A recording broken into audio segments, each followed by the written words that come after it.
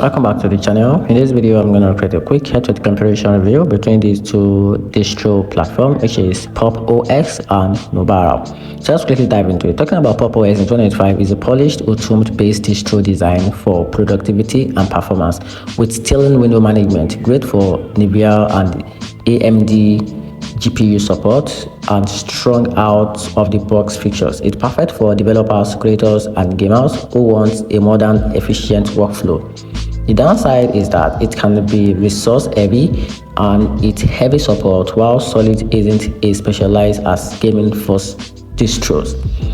Nobara, on the other hand, is a Fedora-based and built specifically for gaming with Proton and GPU drives pre-installed.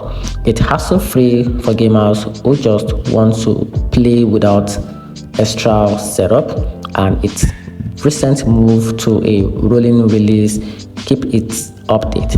However, it's less suited as a general purpose distro compared to Pop OS and may feel limited outside gaming. So in short, or in conclusion, Pop OS is best for all-round performance and productivity, while Nobara is best pick for a plug-and-play Linux gaming experience.